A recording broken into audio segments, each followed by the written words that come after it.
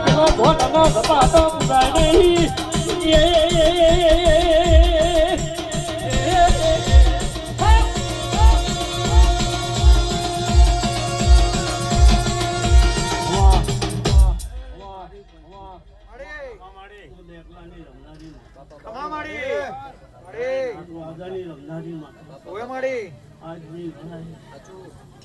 ખમાન મજા કુશું ખમા કીધે ખમા ખાતો નથી